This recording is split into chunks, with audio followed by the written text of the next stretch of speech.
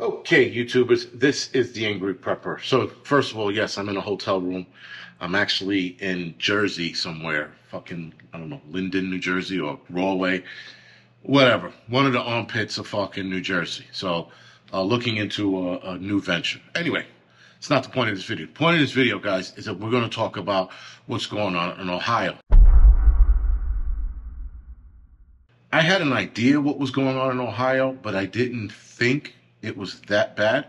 Well, because we were all being distracted with all the bullshit. And everything from the spy balloon to the mandates being dropped to the Hunter Biden laptop, all of these distractions, guys. And even though the spy balloon happened, if I'm not mistaken, probably 3 days after this, still, this is pretty bad what's going on in Ohio. I mean, it's something right out of a movie. So now, Ohio helped make a movie called White Noise. And in the movie, the same exact shit happens, with the exception of there was a truck that smashes into the train in the movie. The same thing happens. The train catches fire, and these toxic fumes are released into the air.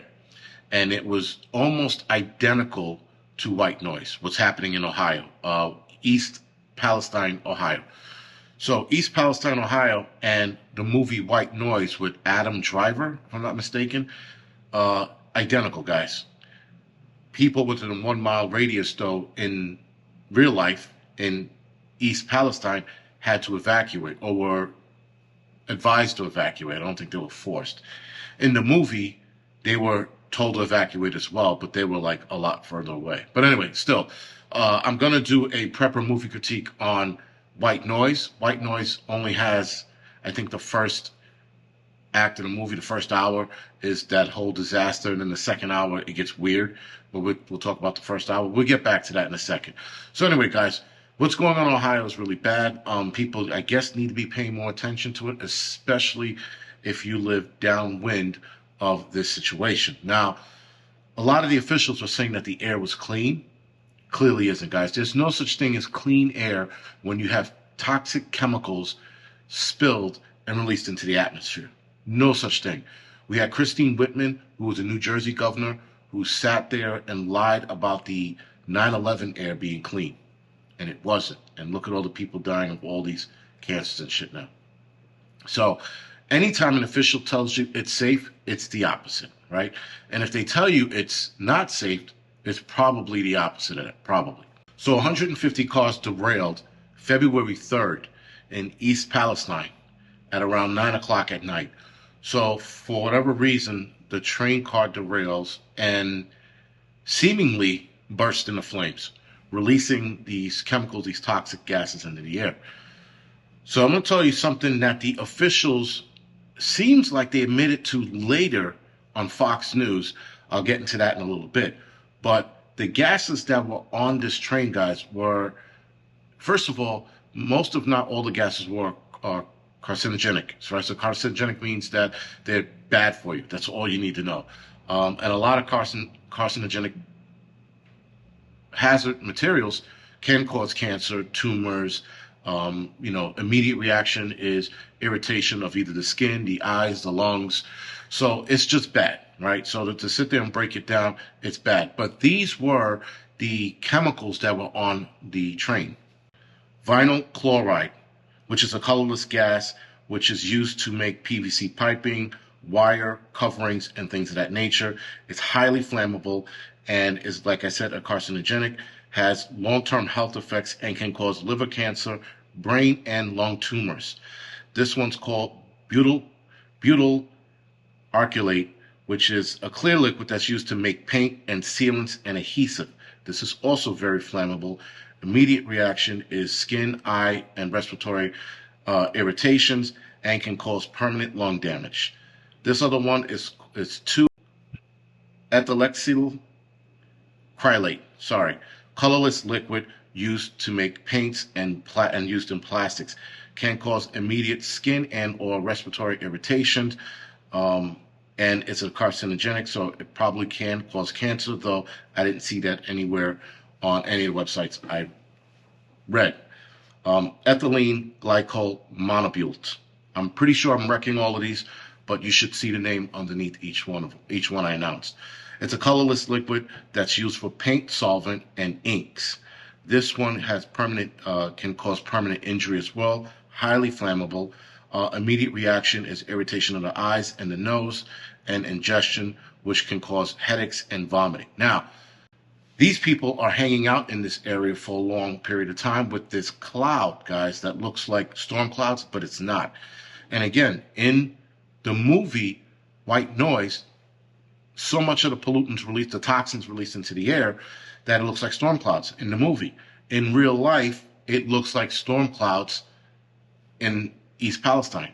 So these people, guys, are breathing this shit in. And everybody who's downwind of it and downwind of the path of whatever the air, however the air is going to move, you guys are also could be affected over a long period of time.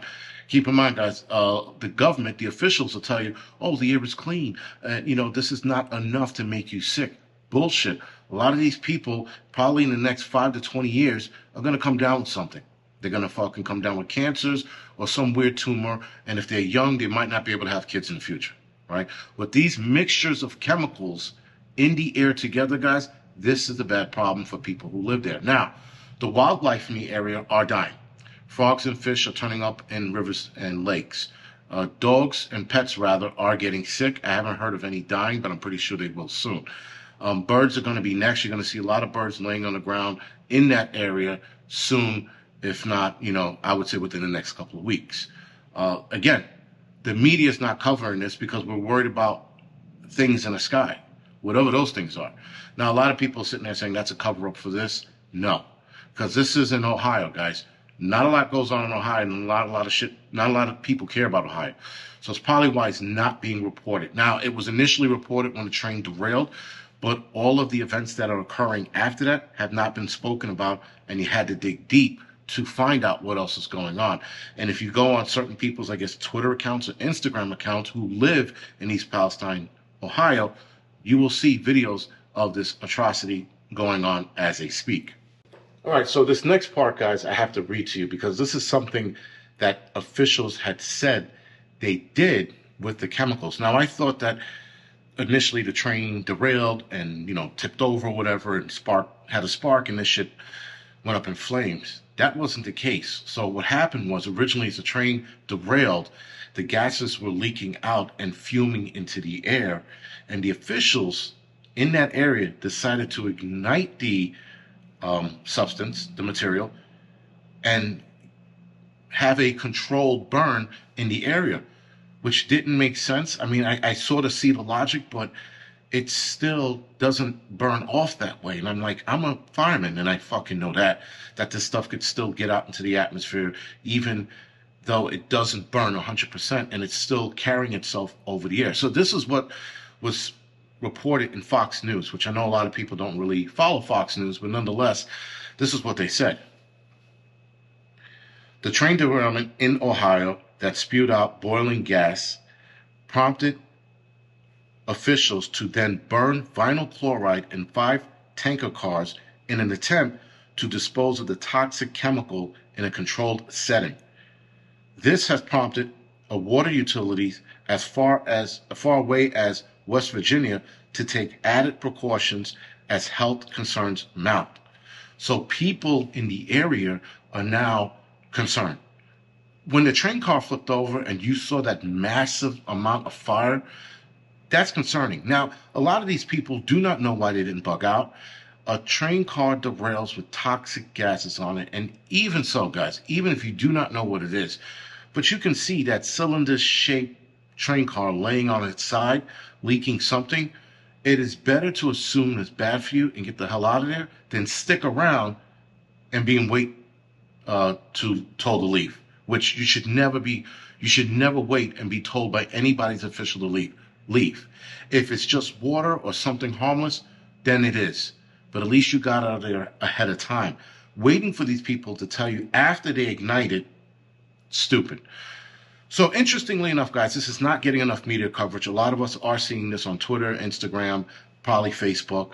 This, guys, is pretty bad. And this lends to why we prepare. This lends to why we have bug out bags, because when shit like this goes down, guys, we get the fuck out of Dodge. We don't sit there. We're not trying to sit there and wait and go, well, let's be told by the government. No, fucking leave. Screw the government. Screw your local officials. Get out of there. As soon as something bad goes down and you think it's bad, leave. Now, granted, there's certain things you don't want to jump the gun on, but this, as we've seen in a lot of movies, never works out well for the people who live in the area. Anyway, guys, this is The Angry Prepper. Thank you for watching.